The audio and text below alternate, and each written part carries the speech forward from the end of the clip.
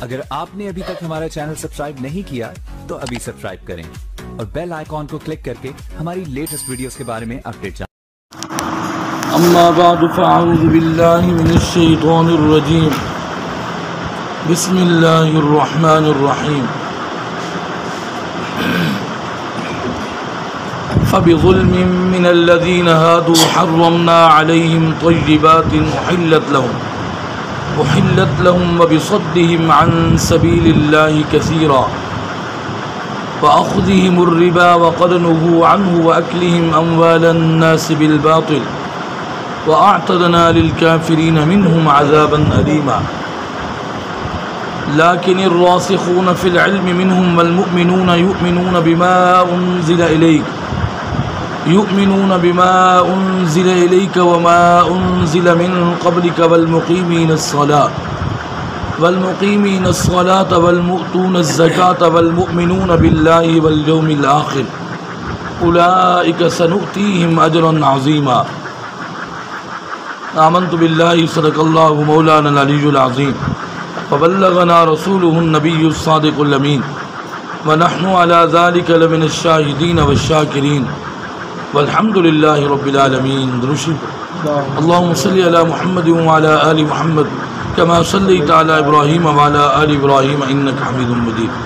اللہم بارک علی محمد وعلی آل محمد کما بارکت علی ابراہیم وعلی آل ابراہیم انک حمید مجید۔ سورۃ النساء کا رکوع نمبر 22 چل رہا تھا۔ آیت نمبر 160 161 اور 162 آپ کے سامنے تلاوت کیے گئے ہیں۔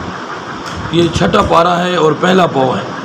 دعا فرمائیں کہ اللہ رب العزت سننے سنانے کے بعد، سمجھنے سمجھانے کے بعد ہم سب کو عمل کرنے کی توفیق نصیب فرمائے۔ گزشتہ کئی آیات سے اہل کتاب کی قبیح حرکات کو بیان کیا گیا ہے، بالخصوص یہود جنہوں نے اللہ کے نبیوں کی نافرمانی کی اور قتل انبیاء کے مرتکب ہوئے اور اپنے ہاتھوں سے کتابوں کی تحریف کی اور اللہ کے نبیوں کی بے ادبی کی، اللہ کی کتابوں کو پس پشت ڈالا اور بہت زیادہ نافرمانیاں کی، تو اللہ رب العزت نے ان کے دلوں پر مہر لگا دی اور ہمیشہ ہمیشہ کے لیے ان پر لعنت فرما دی۔ آج کی آیات کے اندر بھی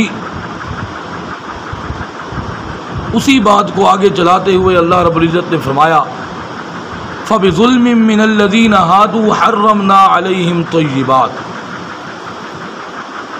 جو آدمی، ویسے بھی آپ اس بات کو ذہن میں بٹھا لیں، جو آدمی بھی اللہ کی نافرمانی کرتا ہے، شریعت کو توڑتا ہے، رحمان کے راستے کو چھوڑ کر شیطان کے راستے پر چلتا ہے، یہ قدرت کا نظام ہے، وہ ویسے بھی حلال سے دور ہو کر حرام کے قریب ہو جاتا ہے۔ یہ قدرت کا نظام ہے۔ اللہ رب العزت نے یہاں فرمایا ان یہودیوں کے ظلم کرنے کی وجہ سے، ان کا ظلم یہ تھا وہ اللہ کے نبیوں کی نافرمانی کرتے تھے، اللہ کی آیات کی تکفیر کرتے تھے، تکذیب کرتے تھے، اللہ کی آیات کا انکار کرتے تھے۔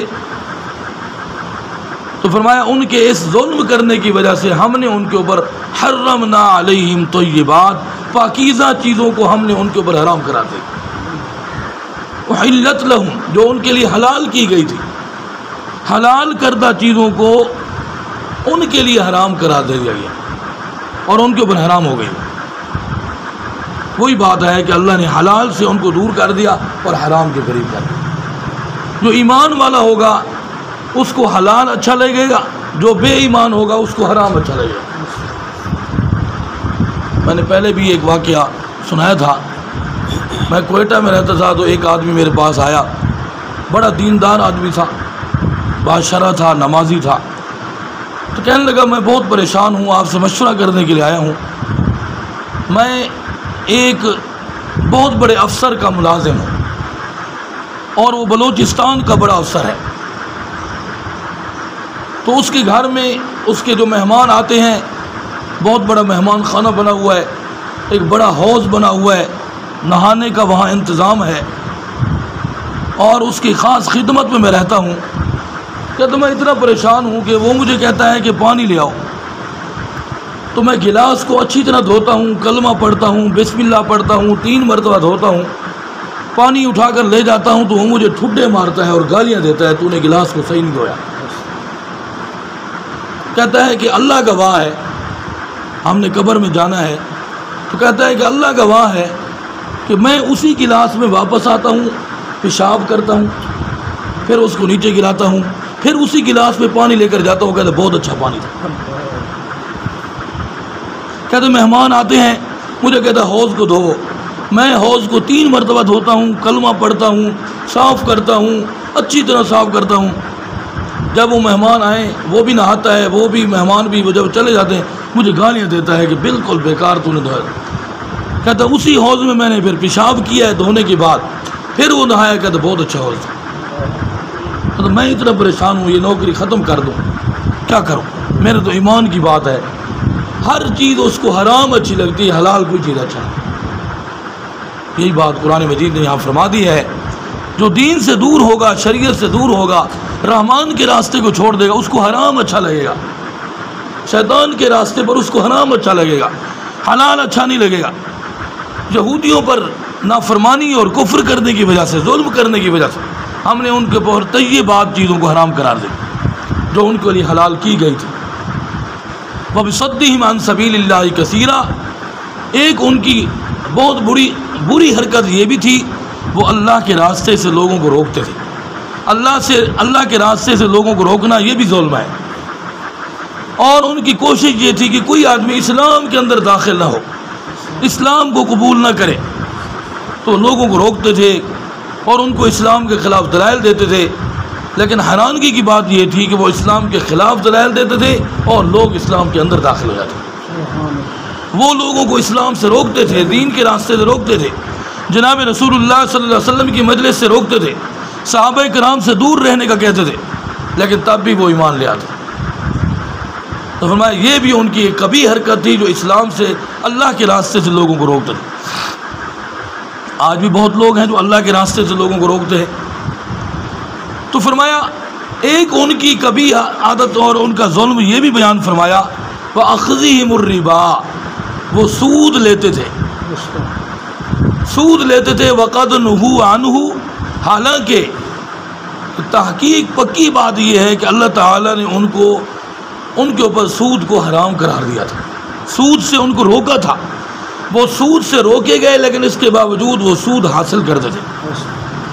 وَأَكْلِهِمْ أَمْوَالَ النَّاسِ بِالْبَاطِلِ، اور ان کا ایک ظلم یہ بھی تھا، وہ لوگوں کا مال باطل طریقے سے کھا جاتے تھے۔ یہ بھی سود کا لینا بھی باطل طریقے سے تھا، اور ایسے بھی لوگوں سے مال حاصل کر کے پھر باطل طریقے سے کھا جاتے تھے اور ان کو نہیں دیتے تھے۔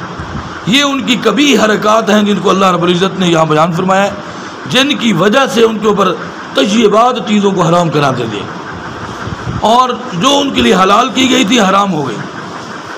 وَأَعْتَدْنَا لِلْكَافِرِينَ مِنْهُمْ عَذَابًا أَلِيمًا، انہی باتوں کی وجہ سے اللہ تعالیٰ نے کافروں کے لیے دردناک عذاب تیار کر رکھا ہے۔ ان کے لیے اللہ نے دنیا کے اندر بھی ان کے لیے حلال ان کو اچھا نہیں لگے گا، حرام اچھا لگے گا، اور حرام کے راستے پر وہ چلیں گے۔ آخرت میں ان کا نتیجہ یہ ہے کہ ان کے لیے دردناک عذاب تیار کر رکھا ہے۔ فرمایا ان کے اندر راسخین علم بھی موجود تھے، راسخین فی العلم، جو علم پر عمل کرنے والے تھے اور جو علمی باتوں کو سمجھتے تھے، جو علم کے راستے کو اختیار کرتے تھے۔ ان کے اندر حضرت عبداللہ بن سلام رضی اللہ تعالیٰ اور ان کے ساتھ بہت سارے اور یہودی جو حضرت عبداللہ بن سلام کے ساتھ ایمان لے آئے، وہ راسخون فی العلم تھے، وہ علم کے اندر بڑے پختہ لوگ تھے۔ ان کی حالت یہ تھی، انہوں نے ہدایت کے راستے کو اختیار کیا، جناب رسول اللہ صلی اللہ علیہ وسلم پر ایمان لے آئے اور حلال کے راستے کو اختیار کیا، رحمان کے راستے کو اختیار کیا۔ اور والمؤمنون یؤمنون بما انزل الیک، اور وہ مومنین جو ایمان لے آتے ہیں اس چیز پر جو نازل کی گئی جناب رسول اللہ صلی اللہ علیہ وسلم کی طرف، وما انزل من قبلک، جناب رسول اللہ صلی اللہ علیہ وسلم سے پہلے جو چیز نازل کی گئی اس پر بھی وہ ایمان لے آتے ہیں۔ تورات، انجیل، زبور، اور جناب رسول اللہ صلی اللہ علیہ وسلم پر نازل کیا گیا وہ قرآن مجید، اور انبیاء پر جو صحائف اتارے گئے سب پر وہ ایمان رکھتے ہیں۔ والمقیمین الصلاۃ، اور نماز کو قائم کرتے ہیں، والمؤتون الزکاۃ، اور زکوٰۃ کو ادا کرتے ہیں، والمؤمنون باللہ، وہ اللہ پر ایمان رکھتے ہیں، والیوم الآخر، اور آخرت کے دن پر ایمان رکھتے ہیں، اولئک سنؤتیہم اجرا عظیما، یہی لوگ ہیں جن کو ہم ان قریب اجر عظیم عطا کریں گے۔ ایمان والوں کے لیے اللہ نے اجر عظیم بنایا ہوا ہے، اجر عظیم تیار کر رکھا ہے، کافروں کے لیے دردناک عذاب تیار کر رکھا ہے۔ تو فرمایا ایک راستہ جنت کا ہے، ایک جہنم کا ہے، اور انسان کو اختیار دیا گیا ہے، جو راستہ اختیار کرے گا اسی طرح کے انعامات حاصل کرے گا۔ ہمیں چاہیے کہ ہم ہدایت کے راستے کو اختیار کریں، وہ جنت کا راستہ ہے، وہ جناب رسول اللہ صلی اللہ علیہ وسلم کی فرما برداری کا راستہ ہے، اللہ اور اس کے رسول صلی اللہ علیہ وسلم کی رضا کا راستہ ہے، وہ کامیابی کا راستہ ہے۔ اس راستے پر ہم چلیں گے، مشکلات بھی جھیلیں گے اور تکلیفیں بھی برداشت کریں گے، انشاءاللہ العزیز دنیا کے اندر بھی اللہ کی طرف سے ہمیں کامیابی ملے گی، اور آخرت کے اندر تو اللہ نے ہمیں اجر عظیم عطا کرنا ہے۔ اس لیے ہمیں